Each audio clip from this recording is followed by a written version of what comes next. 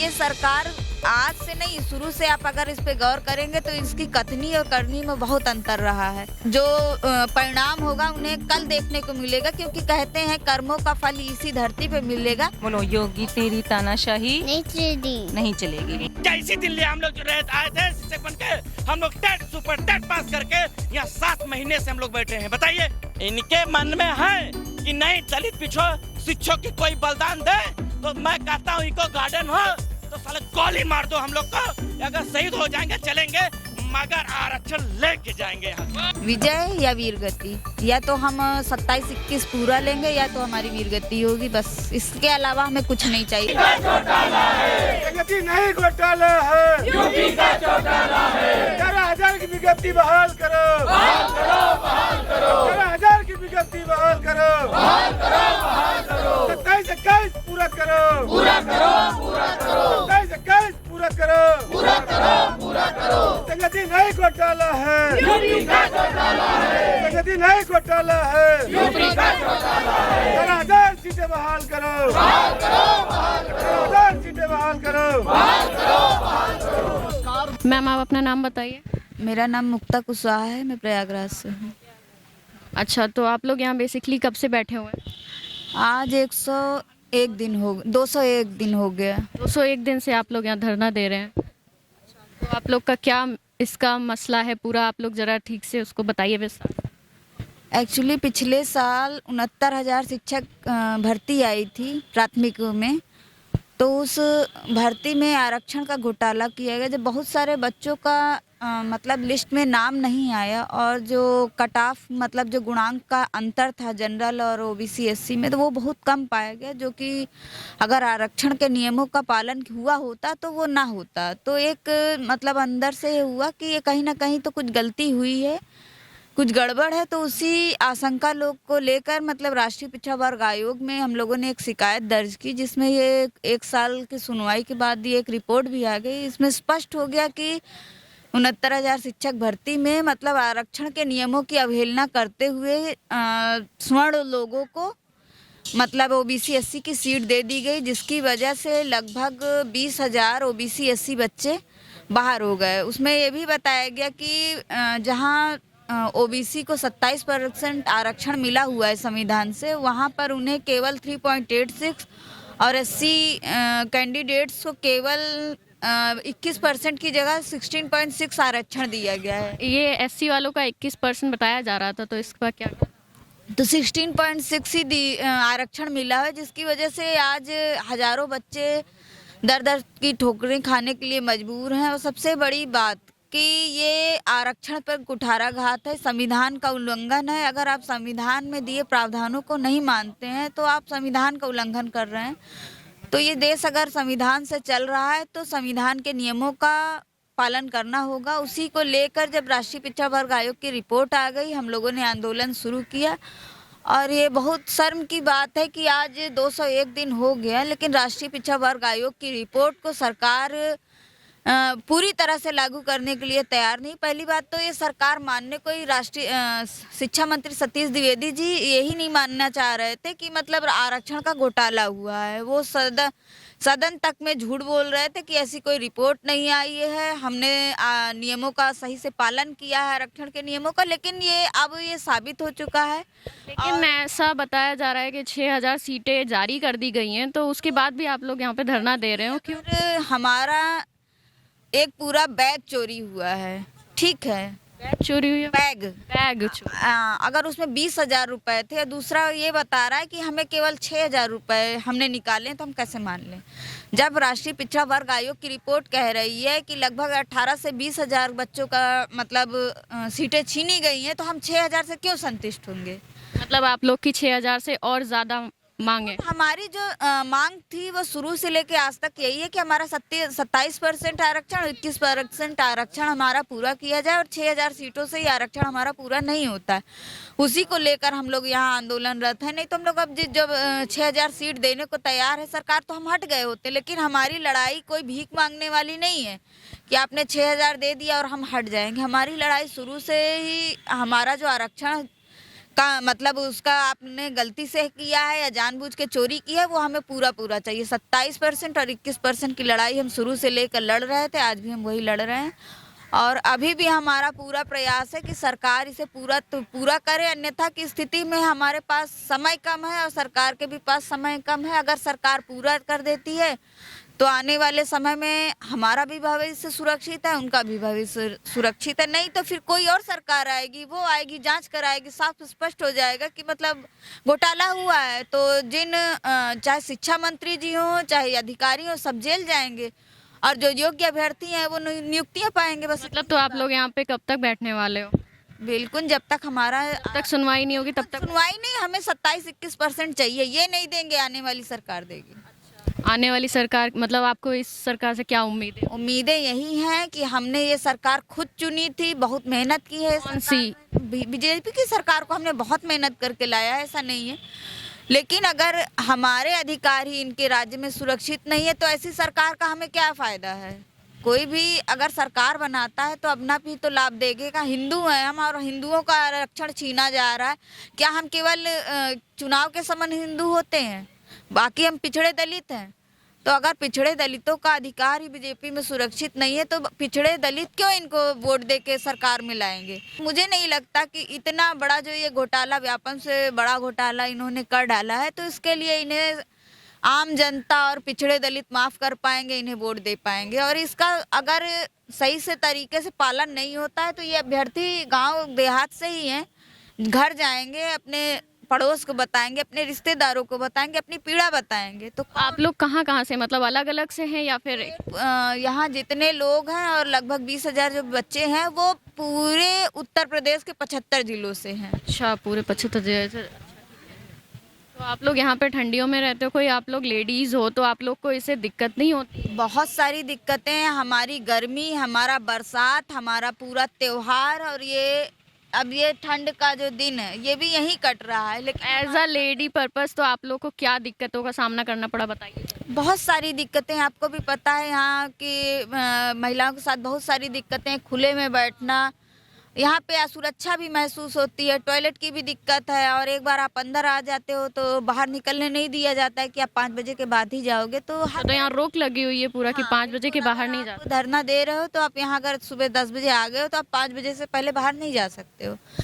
तो बहुत आप लोग रात में भी यहाँ रुकते हैं क्या? घर रात को देखिए महिलाओं के लिए सुरक्षित नहीं है और सुरक्षा का ध्यान रखते हुए ये कहा गया कि जो भाई लोग हैं वो यहाँ रुकते हैं, बाकी जितनी भी महिलाएं हैं वो जहाँ भी व्यवस्था हो सकी है, चाहे वो धर्मशाला हो चाहे कहीं रिश्तेदारी हो या रूम लेके लोग रह रहे हैं और अपनी विषम परिस्थितियों में यहाँ धरना दे रहे हैं। सरकार से यही अनुरोध है कि जो हमारा आरक्षण आपने चोरी किया है वो वापस कर दें, 27-21 पूरा कर दें और ये आंदोलन ख़त्म हो जाए, क्योंकि ये हमारा कार्य, हम शिक्षक हैं, हम भावी पीढ़ी को शिक्षित करेंगे, उन्हें अपना अधिकार बताएंगे। लेकिन आज ये मजबूरी है और ये बड़ी विडंबना है कि आज शिक्षक वर्ग अपने अधिकारों के लिए ऐसे सड़कों पे बैठा है, ऐसे अघोषित जेल में बंद है। तो है, जेल में बंद है। और ये 6,000 जो सीटें जारी की हैं, क्या आपको लगता है ये सही में जारी?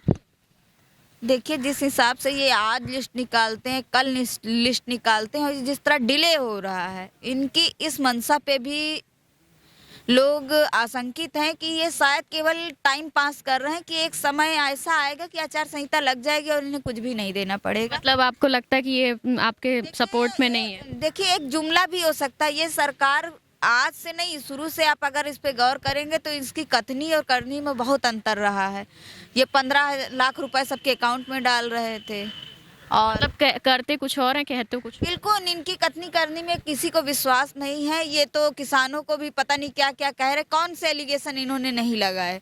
इन्होंने हम पे भी एलिगेशन लगाए हैं, सपा के लोग हैं, ये है वो है, ये मतलब बहुत मतलब आप बस समझ लीजिए, यहाँ इतने प्रॉपर्टी जब्त करा लो, ये करा लो, बहुत सारे एलिगेशन लगे हैं। किसानों पे भी लगे थे, हम पे भी लगे हैं, लेकिन किसान जीते हैं, हम भी आधे जीत चुके हैं, हमें आधी जीत हमें और चाहिए, क्योंकि हम जिन भाइयों और जिन पिछड़े दलितों की लड़ाई लड़ रहे हैं, जो संविधान को बचाने की लड़ाई लड़ रहे हैं, जब तक वो पूरा नहीं हो जाता है वो हम लगे रहेंगे। आपका बेटा है ये? नहीं, हमारी अच्छा, तो मतलब यहाँ बच्चे भी आए हुए हैं साथ में? यहाँ बच्चे हैं, महिलाएं हैं, सब भाई हैं, सब लोग यहाँ पर हैं। बाबू बोल के दिखाओ। बोलो बाबू, हमें आपको क्या चाहिए? बता दो। इनको भी आरक्षण चाहिए, क्योंकि इनके आरक्षण छीनने की वजह से इनके माता पिता और इनका भी भविष्य खतरे में है। हाँ, तो आप लोग की फैमिली के साथ पूरा आप लोग यहाँ आए तो वो तो है ही, जाहिर सी बात है। अब जी, तो आप क्या कहना चाहेंगे? बच्चे भी हैं। अब इतना और दिक्कत होती होगी, संभालने में परेशानी होती होगी इन्हें, तो खाने पीने का ध्यान कैसे रखते होंगे? कोई इतना सक्षम नहीं है कि यहाँ पे बाहर सिटी में रह के दूसरे इतने बड़े मतलब ये लखनऊ जैसे सिटी में रह के सरवाइव करना। उसके बाद भी लोग आज 7 महीने से यहाँ पड़े हैं, किन हालातों में यहाँ पड़े हुए हैं और अपने अधिकारों की रक्षा के लिए लड़ रहे हैं।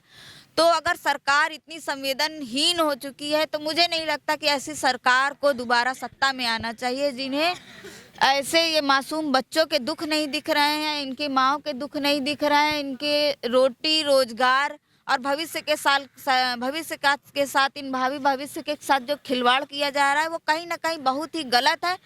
ये अगर भगवान को मानने वाले लोग हैं तो इसका जो परिणाम होगा उन्हें कल देखने को मिलेगा, क्योंकि कहते हैं कर्मों का फल इसी धरती पे मिलेगा। तो उन्हें भी इसका श्राप भी मिलेगा, इन बच्चों का, इनकी माओं का, और उसका परिणाम उनके बच्चों को भी मिलेगा, क्योंकि माता पिता के कर्मों की जो भरनी है वो बच्चों को भरनी पड़ती है। जी, मम्मी कौन है आप बताइए? बोलो, योगी तेरी तानाशाही नहीं चलेगी। अच्छा, और मैम आप बताइए, आप? हमारा नाम रजनी है, हम लोग कानपुर से हैं। हम अपना पूरा परिवार लेकर यहाँ रुके हुए हैं। आज आप और आपके बेटे और हाँ, मेरे हस्बैंड भी मतलब साथ में हैं? सब साथ में हैं। और हम लोग धीरे अगर हमारी मांग नहीं मानी जाएगी, अगर हमको 27% और 21% से कम मिलेगा तो हम एक नहीं, हम सब यहाँ अपना पूरा परिवार लेकर आ जाएंगे और यहीं तब तक रहेंगे जब को हमको हमारा पूरा आरक्षण नहीं दिया जाएगा। जब तक क्या क्या मांगे, थोड़ा सा आप डिटेल में बताइए जरा। हमारा यही एक ही मांगे कि हमारा ओबीसी का 27% और एससी का 21% आप पूरा करिए। आपने जो 6,000 हमको दिया है ये हमको गवारा नहीं है, क्योंकि चोरी हमारी 18 से 20,000 की हुई है। 6,000 में हमारा नहीं होने वाला है। हम सबको नौकरी चाहिए, क्योंकि हम लोग अपनी जायज़ मांग लेकर बैठे हैं और न्यायिक मांगे हमारी ये। अगर ये नहीं पूरा करते हैं तो फिर आप लोग क्या करेंगे? अभी हम इको गार्डन के अंदर बैठे हैं। हम यहाँ की बजाय हम सड़कों पर बैठेंगे और बराबर तब तक बैठे रहेंगे, आंदोलन करेंगे जब तक हमारी सुनी नहीं जाएगी। लेकिन सड़कों पर तो पुलिस लोग तो बहुत लाठीचार्ज वगैरह कर। अभी हम लोग एक तरह से बहुत ही कायदे से अपनी मांग रखी है। इसके अलावा अब आक्रोशित रूप भी देखा नहीं है। आ जाने दीजिए लिस्ट, इसके बाद जो होगा वो आप सब लोग देखेंगे। विजय और वीर गति के अलावा ऑप्शन नहीं है, विजय या वीर गति। या तो हम 27-21 पूरा लेंगे या तो हमारी वीर गति होगी, बस। इसके अलावा हमें कुछ नहीं चाहिए। हमें 27-21 पूरा चाहिए, हर हाल में चाहिए। इसके लिए अगर किसी को बलिदान भी देना पड़ता है तो हम लोग देंगे। जैसे किसानों ने बहुत सारे 650 किसानों की लगभग जाने गई। अगर सरकार यही चाहती है तो हम वो भी तैयार हैं, लेकिन हमें हमारा आरक्षण चाहिए, क्योंकि ये भीख नहीं है, ये अधिकार है हमारा। सर क्या नाम है आपका? मेरा नाम गौतम पटेल है। सर आप लोग यहाँ पे क्यों बैठे हो? ये सब क्या? मैं यहाँ 200 दिन से बैठा हूँ। 200 दिन से? आज हमारा 200 दिन हो गया, ये दोहरा शतक हो गया हमारा यही एक मांग है कि आज हम 200 दिन से चिल्ला चिल्ला के कह रहे हैं कि हमारा 21-27 पूरा करो, मगर आज तक ना इनका मंत्री जाना ना इनका सचिव जाना। ये पढ़े लिखे हमें लगता है नहीं है, और ये सिर्फ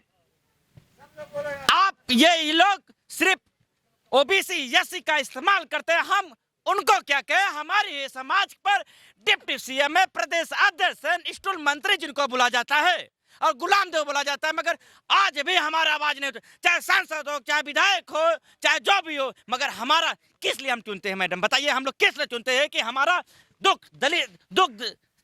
तकलीफ में हमारा साथ दे। आज 200 दिन से हम लोग है, कोई हमारा सांसद विधायक नहीं आया।